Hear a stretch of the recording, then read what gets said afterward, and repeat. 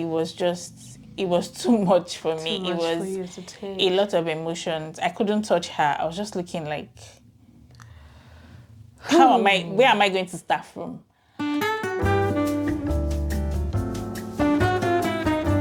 Welcome once again to this channel. My name is Nengi, as you all know it, and I have someone special today. I'll allow her to introduce herself. My name is Damilola Ogini. I'm a mom of two, and it's nice to be here with you. Thank you. It's so nice to have you. Thanks for coming here. Thank you. Dami is my friend, and I've had a wonderful time with her here.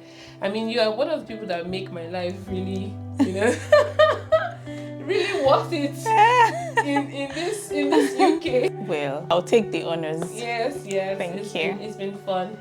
Today, Dami is going to be sharing her story. She's just gone through a phase. Or she's still going, are you still going? Yes, I'm still going through the phase. She's still going through a phase in her life that, I mean, it's a story to share. It's been a journey, and Dami is going to talk about her experience in NICU, as they will say it. I had to say that NICU thing because in the medical profession, Dami is a nurse, by the way. In the medical profession, I say NICU, not NICU. Not NICU, please don't say NICU. So NICU is, Dami, what is NICU? It means neonatal intensive care unit. It's basically ICU or intensive care units for neonates. Those are babies born premature before the 40-week gestation. Or babies in NICU could also be babies born at full term, but between 0 to 28 days, if they need like special care, they can also be put in NICU. So you've heard it from Dami. Her baby was born premature, and what week was your baby born? It was born at 26 weeks. Oh, so very early. Yes, that's the catch. That's the catch. That's the catch. It's not 26 weeks. It's something to laugh about now, but when it happened, it wasn't funny. Yeah. Wow. Anyway, so today she's going to share her story. I think we're just going to run through your experience before you gave birth, when you gave birth, and then that's your experience at the hospital. And then afterwards, when you went back home, what was your experience? But let's start with what happened. How did you find yourself in that situation? So I was pregnant like every other mother, expecting to carry through to full term and all of that. But before then, between my first and second trimesters, I started feeling some kind of symptoms. I used to have a lot of pelvic pressure. I feel like something wants to come down. And I used to have a lot of back pain, which I felt was unusual. But when I spoke to my doctor, she was saying it's quite normal in the second trimester to have such kind of pain. And she was thinking it was probably my ligaments expanding to take care of my growing baby. That reassured me a bit. But then because history-wise, I've had previous miscarriages before. So my antenna was I was still suspicious and thinking, I hope it's not another miscarriage trying to happen. I was trying to take it easy, going to work. If I didn't feel well, I'll take days off. I literally took a lot of days off. My first trimester was also quite a horrendous journey because I was just vomiting. I couldn't take anything in. I was on lots of medication, and it was just very depressing. It was like a depressing phase for me. And then I got into the second trimester hoping that it was going to get better, but then I started having the symptoms. It was going to happen. I started to see at first it was trickle of fluid, but then because I'd had this experience before, I knew that something was off. So I told my husband to take us to the hospital, and then when I got checked, the doctor said it was a bit of amniotic fluid, which is the fluid that surrounds the baby, which shouldn't be in the second trimester. That should happen when you are going into labor. The doctor said it seemed like I was going into labor, and then my local hospital where I went to, they said, because my baby was still 26 weeks at that time, so they said they couldn't cater for that age of baby. So I had to be referred to a bigger hospital, which was like 2.5 hours away from where I stay. Basically, that's the background story to how it started. But this thing you're saying now, you say 2.5 hours away. It's sounding too casual. Yeah, it's sounding casual now because it has happened, but then it wasn't funny. I cannot even imagine It wasn't. No, I was going to wait for you to ask for the main experience, and then I'll go into the emotions I was feeling. Please, At that we time. want to hear it wasn't, because I'm just thinking about it. 2 hours away from where you live, you have a daughter. You have like a bigger daughter, and of course, you know how it's like living in another country, far from home. You don't have no support. You're just all by yourself. And so how did you do far it? from home? So in the first place, apart from thinking of the other daughters and thinking of every other thing, in the first place, you don't even want to have a baby at 26 weeks because I could not even imagine how she would look like when she comes out. There were so many fears. I was thinking, will she be born normal? Would she need a lot of respiratory support and all of that? And then all of these neurodevelopmental issues, like she going to be born with maybe cerebral palsy, autism, and then, it was just a very hard thing for me to take in. Wow. So I was really stressing my doctor out. I was like, no, I'm not in labor. Is there not something you can do? I can just stay on bed rest. Exactly, that's the word. I was in denial. And they asked me to stay on bed rest. They were trying to get through to the hospitals till they got the one that was like 2.5 hours away. Because it's not all hospitals that can take that age of. Yeah. So basically, they got through to the hospital after waiting for, I think, about 5 to 7 hours in A&E. And then it was a very long wait.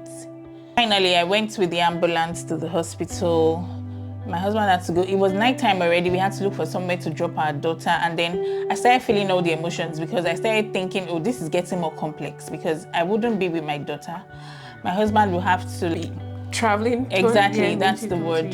Shuttling between home and hospital. And we don't know when this is going to end. We don't even know the prognosis of the daughter we are going to, or the baby we are going to have. So it was a lot for me, but I just went on with it because there's really nothing I could do. So back to when I got to the hospital, the doctors checked me out. I was taken to labor ward first because when they checked, they were like, you can go into labor anytime. And I'm like, really? Why should you even take me to labor ward? I was thinking, okay, they would let me be on bed rest for a while and see how it progresses. But they were like, okay, you'll be on bed rest, but be in labor ward so we don't have to start rushing you down. I was in labor ward, but luckily for me, I think the first few days, I didn't go into labor. I also had a stitch in because of my previous history of miscarriages. I was still feeling okay because for my first daughter, I had a stitch in and I carried her to term. So I felt like I'll carry her to term. It's just one of those things that happened. Until one of these days, the consultant came and said they were going to take out the stitch. Why? And I felt like, is this stitch that is keeping everything in place? Why do you want to take out the stitch? And they said because I was already going into labor, there's a high risk of the stitch getting infected and infecting the baby. And then we were on this issue for about 2 days. I was reluctant. I didn't want them to take out the stitch because I was crying and telling them, if you take out this stitch, this baby will come out. But they were like, they have to weigh the benefits and the risks. So it's better for the baby to come out and be kept in an incubator. And they said, yes, they had like very good professional experience with taking care of babies that age. And because she's a female baby, she had a higher chance of surviving than if I was going to have a male baby. And they said why is that? I think it's just scientifically, the X chromosome is stronger than the Y chromosome. So girls tend to do better, even if they are born early. Yeah, I kept on saying they shouldn't take it out, and they had to call different teams to come and speak to me. They called the NICU team, they called the psychologist. It was just a lot. And then when I looked at it, when they explained the benefits and the risk, if the child had an infection, it would be harder. Yes, and then she will still come out with an infection, which would reduce her chances of surviving. Wow. They had to take out the stitch, which was another horrendous procedure because I didn't have anesthesia for it. Well, normally you don't even have anesthesia. They can only give you air and gas, but I said I didn't want it. So You didn't want yeah. Did you regret Well, that? not really. Because really, yeah, the air gas also really, it helps, but it's not that... Yeah, people say it doesn't do much. Doesn't do much. And then because for my first daughter, you said I had a stitch. When they were going to take it out, it was back in Nigeria. They just did it. They didn't offer me any air or, yes. If I could do it then, I felt like, let me do it now. Oh. So I just went with it. And yeah, it was, after that, then I was just thinking, what's going to happen now? And then it was looking good, I think the next day. And then the third day, I was on bed rest, kept me on bed rest, but I still had to stand up to do a few things. And then, let's just say in between the things I was doing, all of my waters went. And then I went into labor. So I didn't go into active labor, but all of my waters went. I was not having contractions. So they kept examining me and saying, okay, this baby is 26 weeks. We want to do as much as possible to keep her in because the womb is the best place for her. Let's see if you start contracting. But I never contracted. They kept monitoring her. And then when it got to a particular point, her heart rate was irregular and all of that. So they had to say I was going to be wheeled to theater for an emergency section. That was another ordeal. Okay, like what I'm going through is not enough. Now you want to take me to theater. Yeah, it was a lot of emotions. My husband wasn't with me, no friends or family. And then that kind of information is not something you start calling everybody to tell. You have to so you have to manage it yourself, and it was a lot for me. It was a very hard time, to be honest. I'm just thinking about it, thinking about the fact that when we've talked, we've never talked about the fact that you had to go through that process of taking off the stitch, all of that. Yes. So it was almost as if you were, in fact, it was like, I was just going through it all alone. And you have lots of people coming to speak to you, and it's just kind of overwhelming at some point. But at the end of the day, you want to think of the best interest of the baby and yourself. Another thing that's striking to me is the level of care. What can you say from all the care or whatever you received at the hospital? What can you say was of the most important to you? I think that support was very, very, very crucial in the hospital I used. It was like they were really on top of supporting me psychologically. Wow. And not just psychologically, physically. There were times I was not allowed to eat, but they were always sympathizing with me because I was very hungry. And they understood the fact that I was alone without any support. So everybody was always coming to check on me. Another way they supported me was giving me lots of information about what I was going through. Like, they'll tell me, don't worry, the pediatrician will come and speak to you. I had not had my baby yet, but they called the pediatrician to speak with me to tell me the chances of my baby surviving. They were connecting me to different professionals just to make sure I had enough information to make a decision. And at the same time, I wasn't pressured to make any decision. They just made the odds open to me and made me choose myself what I wanted. But to be honest, the support in the hospital really helped me because I didn't have any other support, and they were like my next of kin at that time. The nurses, the doctors, everybody was professional and they understood. You could feel the empathy. This person is alone. This person has had previous miscarriages and is in this situation. We may not know what you're going through, but we kind of empathize with you. Oh, wow. Talking about empathy here, can you share what it feels like in the NIC? I'm not a professional. In NICU. What does it feel like in NICU? How is the whole ambience? Well, when I had my baby, I didn't get to see her because I was in theater, and she had to be, immediately they gave birth to her. It was as another ordeal in theater. It was a lot. But they already told me as soon as she's born, she's going to be taken to the incubator.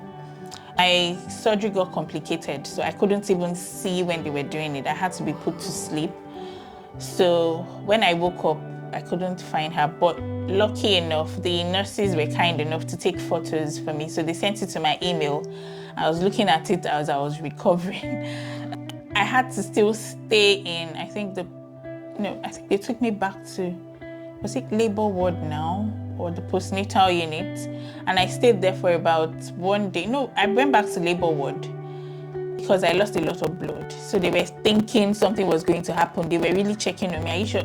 Okay, they said I lost up to 2,000 mils, 2 liters of blood. So they were like, are you sure you're okay? Are you feeling weak? Every time I said I wanted to see my baby, they were like, no, you need to be strong enough. They just didn't want me to, because they were trying to observe me. The first time I had to go down, I think was like about 48 hours after she was born. That was my first time of going to NICU. I think, though I'm a nurse, but when I used to go to NICU was, the last time I can remember was when I was a student, and I never really, a student, you feel like this is not my business. This is not your business. And I was not really posted there. I just looked at babies, like, these babies are so small, and that was it. But then it happened to me now. So I was wheeled to NICU. It was a nurse who wheeled me there first. In fact, I wasn't strong enough, but I was so adamant to see her, because it's another kind of emotion when you have a baby and you haven't and you've not seen your baby in like 48 days. hours. Yeah. I was just about asking you, how did you feel in that moment? I was so anxious. I was looking at the pictures they sent to my mail. I was looking at it, but then pictures won't do justice. And then the pictures they took were before they put her in the incubator. They were trying to be fast because they were trying to regulate her temperature. They put her in a nylon and all of that. So I couldn't really see, and she had a lot of things in her nose and mouth, and I was like, I need to see. Finally, the nurse wheeled me there, and then the first time I saw her, it was too much for me. It was a lot of emotions. I couldn't touch her. I was just looking like, where am I going to start from? She looked so helpless, and there were lots of equipment on her. There were things in her lungs to help her breathe. They were giving her lots of fluids just to support her nutrition so she doesn't get hungry, and because the placenta is no more there to feed her and all of that. And there were all other incubators of different sizes of babies, very tiny babies. Wow. And all sorts of, in fact, forget the fact that I'm a nurse. I just didn't understand everything at that time. It was like I was in a strange world, and I felt so helpless. And then I felt more helpless because I couldn't hold my baby and I couldn't help her. But then, the question you asked, my experience in NICU, over time, I'll just go over it. The nurses, like when you go to NICU, they'll give you a chair to sit because they can see you're still struggling with your stitch and all.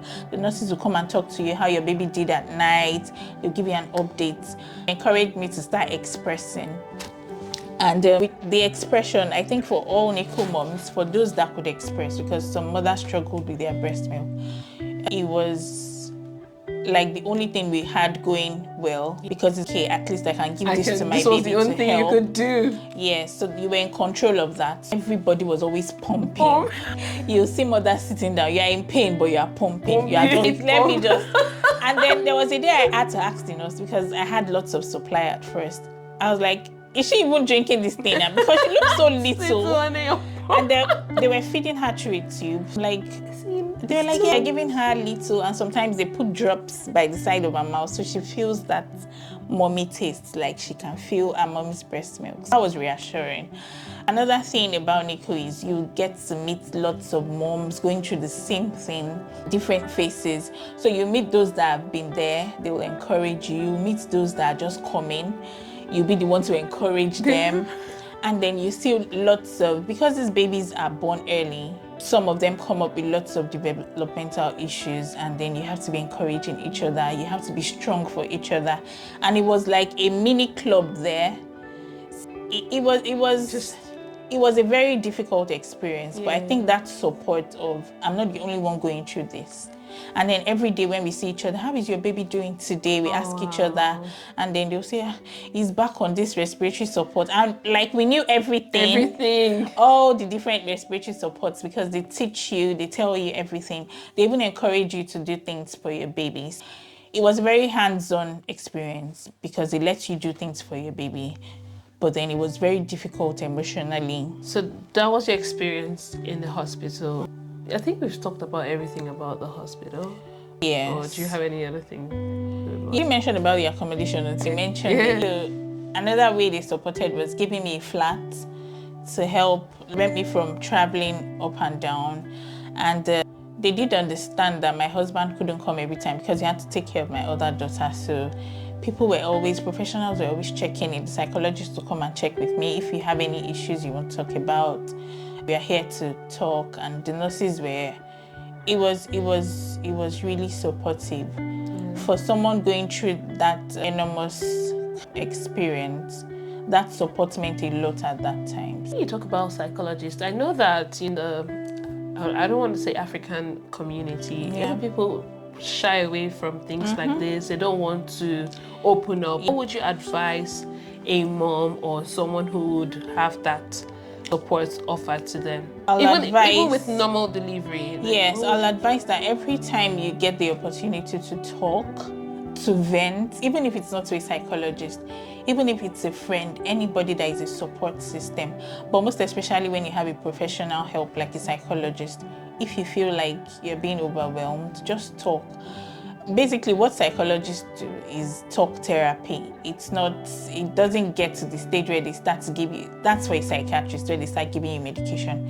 Sometimes they just want to hear what you say, give you better ways to think or better ways to solve your problems. If you have the opportunity, always make use of a psychologist or a therapist or any professional. Information will always give you an edge in whatever situation you have.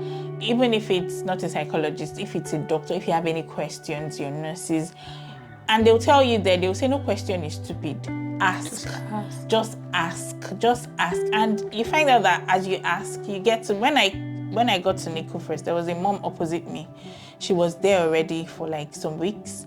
And the way she was so hands-on, I was feeling like, forget the fact that I'm a nurse, I couldn't do anything, I was just helpless. But she was doing things for her baby, she understood the monitor. When the monitor bleed, she knew what was wrong. But as time went on, when I started asking questions, and then I was so on top of it, when the nurses see me, they will just leave me like that. She's around. She will do everything for her baby. They will just come and ask me, have you done this? They will tick it. Have you done this? They will tick it, because they know that. But if I never asked, if I felt like, okay, the nurses do their job, I wouldn't know it. Always ask. Information will give you this superior power you need. Energy. Oh, nice. Well, we've talked about the hospital. What was your experience going back home with your baby, and at what point did you leave? I had to be referred to another hospital closer to home. It was like a step down hospital from the one she was giving birth to.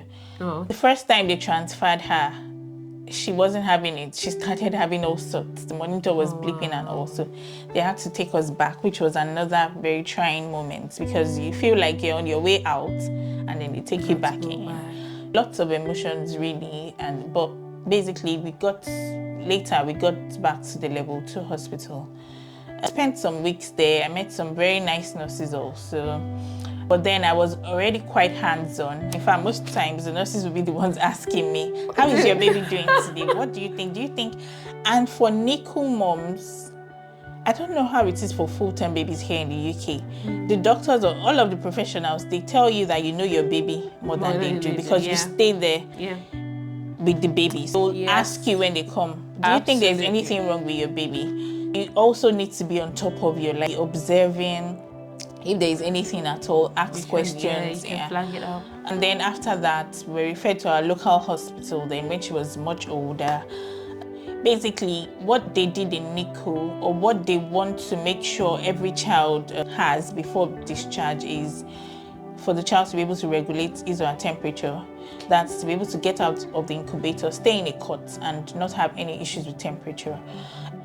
Another thing is respiratory support. Some children will still need oxygen when they go home, because at 26 weeks, or even some babies that were born after that, their lungs are not well developed. So they still need that support to help their lungs. My baby also had to be on oxygen at home, and that was another. I was thinking that after discharge, then we are fine. We're free. But then she had to go home on oxygen, and it felt like it was a big ordeal. But when we got into it, we just went on with it. Just weathered the storm. As I said, information helped. We had lots of people supporting. We had the oxygen men coming in. That's what I was saying, respiratory support, temperature support, and feeding. You want to make sure that your child is, because for a long period, she was on tube feeding. They're feeding her through the tube. So before discharge, they don't want your child to be on the tube. Take away the tube and see how your child either takes to the breast or takes from the bottle. So there'll be a lot of back and forth. Also, it's not just feeding. They want to make sure the child is feeding and adding weight. You may feel like you're giving your child and the child is not having enough and not adding weight. They'll have to observe all of that. And by the time they do all of those observations, you see that your child is almost full term before discharge. Okay. What I'll just emphasize on post-discharge, when you get home, you're going to struggle a lot because you're used to having the nurses do a lot of things. Well, you are hands-on, but you have the nurses to ask questions. But when you're at home, it's just you. You need a lot of information. Post-discharge, the nurses and the healthcare team will give you lots of things. They'll give you lots of support numbers to call. So if you have any questions at all, just make sure you have those contact numbers and always reach out if you have any questions. They will also teach you basic life support. So if you see that your child looks different from... A mother always knows when a child is doing something different. Just make sure that you reach out. We had open access to the children's ward, so we can always call anytime and all of that.